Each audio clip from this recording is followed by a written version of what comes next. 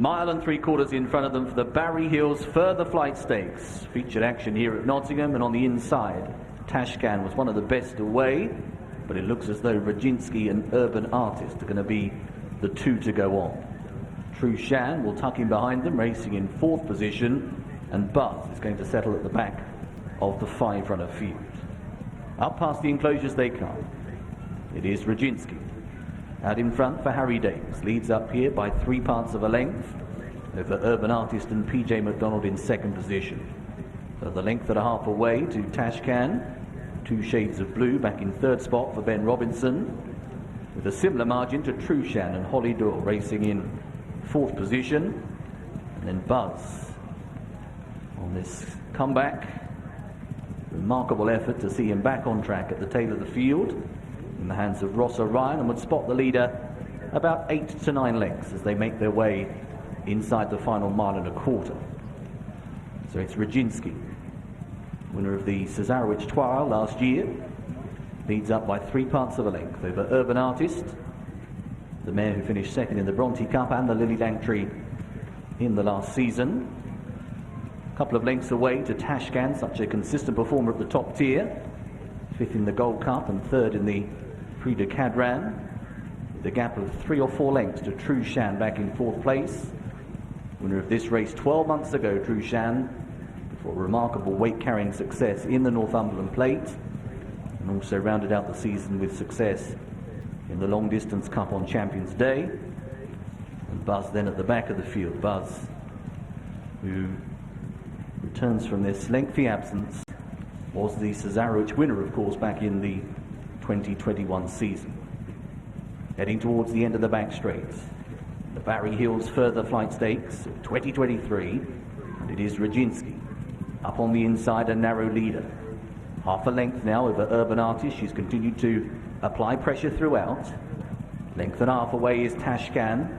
No move yet from True Shan in 4th position. Will be about 5 lengths off the leading pair. Buzz still weighted with at the back of the field as well. Heading for home. Final half mile in their sights. Rajinsky with Urban Artist still within half a length. Tashcan extreme left trying to come with a challenge. True Shan now edging closer. Holly Doyle yet to ask for maximum effort, and True Shan, he appears to be travelling very well on the inside. Heading then inside the final 3 furlongs, Rajinsky sent for home. Leads up by a half length. True Shan, though, breezing into contention now. Moves to within a neck.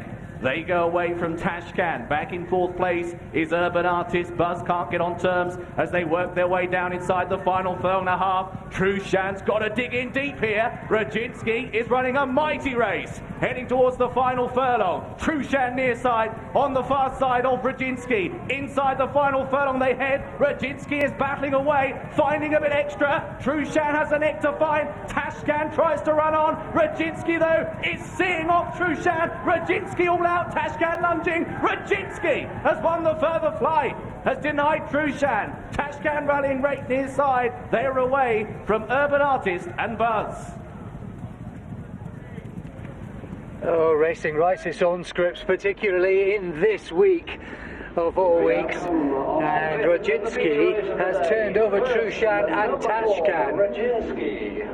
Those old foes only 2 and 3, and Rajinsky it was supposed to have his sights set on handicaps in another month or so, but with a Go Fresh record that reads appealingly well and on demanding ground has caused a bit of a stir, and maybe those handicaps will have to be reassessed and other things will be on his broader horizons. That's a discussion for another day. Today, though, he takes out True Shan and he takes out the big prize on the afternoon. Yeah, he wasn't for passing, was he? He just edged across towards the far side of the track, but True Shan never really looked like getting past, and Tashcan made a move towards the stands rail in the early part of the straight, which probably wasn't the place to be, but still staying on, but not quite quickly enough to catch the front 2.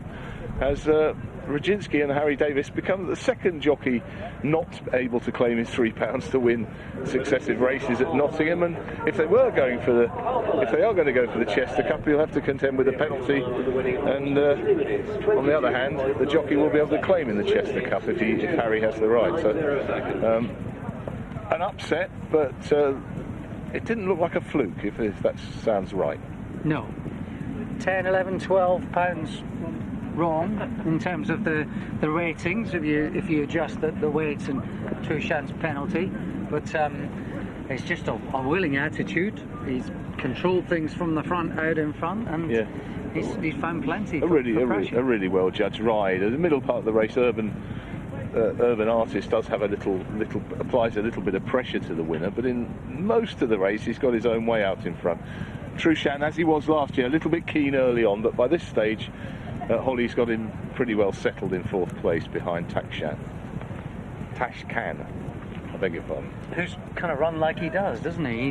He's sort of there, gets outpaced and often runs on again. Plugs on again, and not quite quickly enough to cause the real damage. Really consistent. What do you think this is boiled down to? If you're going to pick out the nuts and bolts of the difference between it's winning not the be-all and end-all for most of these horses, is it? It's a starting point for the season, and Trushan will have bigger targets to look at later on. It's probably slightly disappointing for Connections that they haven't won, but they're hoping for soft ground in the Gold Cup. This is what their ideal conditions will be, so they'll just be happy to have got him back and rolling for the season. As far as the winner's concerned, it's a bit of a surprise, but it's not absolutely astounding given that he looked very fit, and the family have had a good day because his half brother ran very well in the first race. Yeah, second on debut, and his Europeans record reads 1-4-3-1 blob 1. Yeah, the blob was a blob. He goes well fresh. Yeah, he does, and that was probably the key. Buzz was given a conservative ride out the back, and it was the first one just about to come under proper pressure from Ross Orion, deputising for Ryan Moore, but I hope he's come through this in one piece. And but HarryDavies timed it perfectly, came up the middle, which I think is the best place to be, whereas Tashkan came stand side. Urban Artist had done enough 3 furlongs out, and I suppose we all expected Trushan to breeze on past, but Rajinsky just kept finding a little bit more. Might just grab Harry very briefly, just for a quick debrief. That was a hell of a performance today. Yeah, look, Rajinsky is spot on today, and the ground was perfect. Everything went right for him. He got a lovely, easy time in front, and he's so tough, and he's just the best horse to ride. And fair play to Hugo putting you up, not able to use your claim in a ride like this. Yeah, it's really nice. Hugo's been so loyal to me over the start of my career and to now, and to keep me on the horse was really nice. I rode him a few times last year, and we were confident he was going to get better. We learnt a lot about him, and it's just he's amazed me today really, because I thought if he finishes in the 3 we'll be happy, and we've got a horse to take to war with, but now we've got to be scratching our heads a little bit. And well, that's what I said afterwards. I mean, prep run for a Chester Cup maybe, but now all bets are on. Yeah, I mean, maybe we aim for something a little bit higher than the Chester Cup now. He ran a great race in it last year. He finished 3rd behind one of Andrew's horses, Coltrane, and obviously one of O'Brien's. The form of that race is very, very good. So last year we were always confident that he was going to progress. Yeah.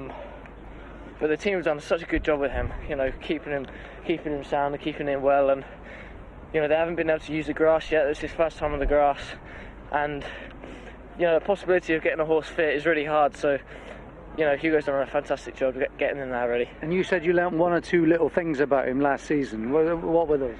Well, when I first rode him, the first time I rode him was in the Chester Cup, and he was a little bit keen that day. We took him back, and he was always just doing a little bit too much. He's got a big stride.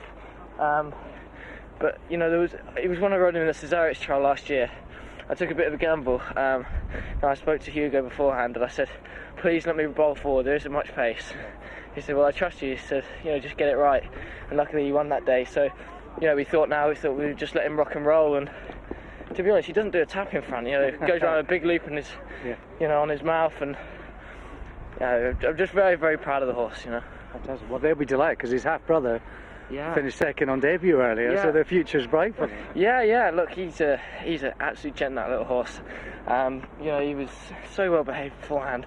Everything he just takes into his stride so well, and we are delighted with how he's run. You know, because you know the ground's real hard work for him, and again they haven't been able to get on the grass, so it was interesting to see how he'd run today.